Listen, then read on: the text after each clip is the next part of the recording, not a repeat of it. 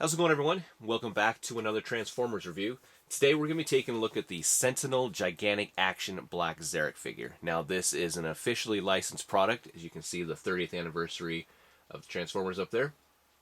Really nice looking box art. Very large box too. This is probably a tad bit bigger than Fort Max's box. But the wireframe here of Black Zarak is really sweet looking. He does have some nice intricate detail, which you have to get really close to it to actually see. I don't even know if my camera will pick it up on it, but you can kind of see there's some lines within the wireframe. Really cool. Does have the nice kind of grid pattern in a way like the original G1. On the bottom it has 2014 Tommy Transformers there. On the side you get the nice wire frame sketch of Black Zarak, and much like the 2010 release of Primus and Unicron, if you have the Mega Zarak that they released also, you can complete the picture here. And it is the same on, you can have the left or the right for to complete the picture if you like for Black Zarak. But on the back we have some nice color pictures of Black Zarak in different poses. It doesn't come with an instruction sheet, so what you see on the back here is what you get. As far as, he does come with his gun, his shield, and 4 of these cannon barrels for his shoulder turrets. So, alright, let's take a look at the figure. Here's Black Zarak out of the packaging, and if you're not familiar with the character, he is from the Super God Master Force series, which is part of the Japanese G1 canon. Definitely worth checking out. I recommend that series. It's one of my favorites. But this figure here, I was kind of hesitant at first to pick up for 2 reasons. One, when he came out in 2014, he's an expensive figure. You're looking at $550 to $600, and potentially having to pay for shipping for this guy also. And he's not a lightweight figure. I mean, he's got some heft to him. I'd say maybe 10 pounds or more. And you saw the size of the box. That's just going to be a huge shipping cost. The second reason is the fact that he is just an action master. He does not transform, and that was kind of a turnoff for me because I want my Transformers to be able to transform. But if you're familiar with the G1 original Black Zarak, which I love the mold because it's based off the Mega Zarak Scorponok, he's played with gold plastic, and it's hard to find one in really decent shape. And if you do, and if he's in the box, he's transformed in Scorpion mode, so I like to display all my guys in robot mode, so I have to transform them. And at least this version I can like mess around with, not have to worry about his shield breaking, his feet breaking, and such. But I do wish though that this guy would have come with his trident. He doesn't come with that, which is unfortunate. But he does scale nicely, which is one of the reasons I wanted to pick up this guy with the Fort Max mold, or more specifically with Grand Max, because they're the same mold, but that's his nemesis from Super God Master Force. And I really do like that. I mean, he's about 23 inches tall, roughly, especially if you kind of go to the backpack there of his tail section. But the other reason why I kind of picked this up, but you don't find that out until you finally kind of get it in hand, is the fact that he's really well done. Sentinel did a great job at putting just a vast amount of detail into this figure.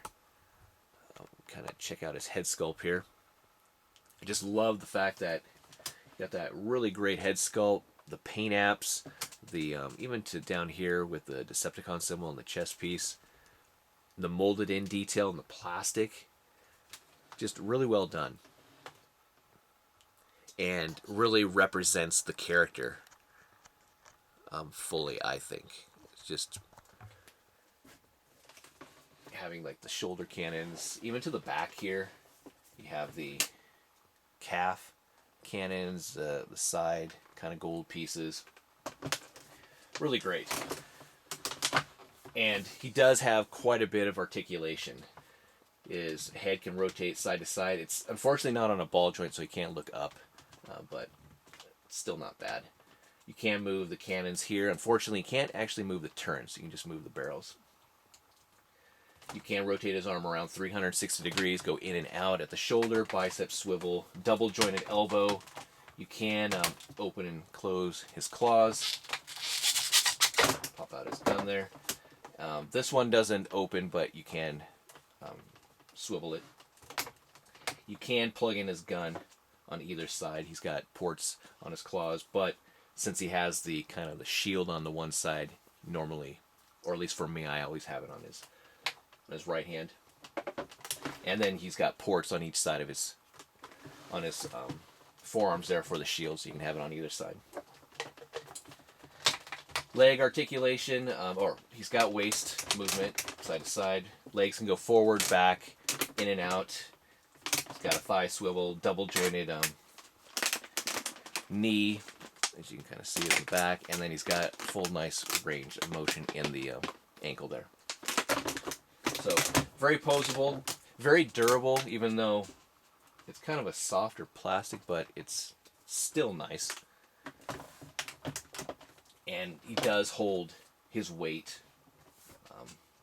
so you don't have to worry about him toppling over.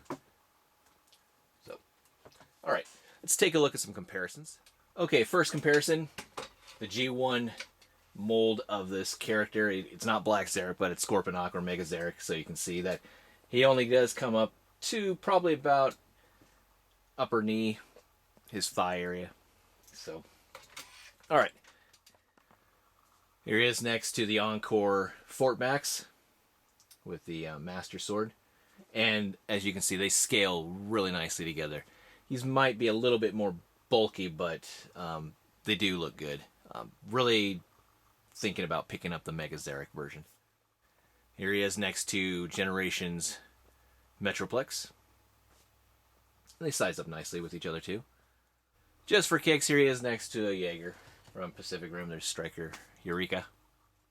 Here he is next to Overlord, G1 Overlord. And G1 Overlord is pretty decent size. So, again, he looks so small next to him. I mean, I know I got my camera kind of zoomed out, but still, against that guy, really small. And here he is next to Fire Guts. Got Jinrai. Again, very small. And here's something a little more current. Here is the Combiner Wars Superion. And again, he only comes up to about a little above his knee there. Well, that concludes my look or review of the Sentinel Gigantic Action Black Zarak figure. Really nice figure. I do like him. Unfortunately, though, a lot of the e-tailers are still charging full price for this guy, which I don't understand. I was lucky enough to get this guy at HobbyLink Japan, and I actually paid more money in shipping than the actual cost of the figure. And it was decently priced too, which I was happy with. But he is a nice piece, but if you really want this guy, I would go the eBay route. I have seen some buy it nows for a decent price, a lot cheaper than paying the e-tailer price. So there's that route. But I do like him. You do have to have the room. He is a big guy, so keep that in mind. But really nice piece. So really impressed. Most likely, I'll probably go after the Mega Zarak or Scorponok. So, all right. So thanks everyone for watching. I really do appreciate it. Stay tuned for more. Take care, and I will talk to everyone later. Bye.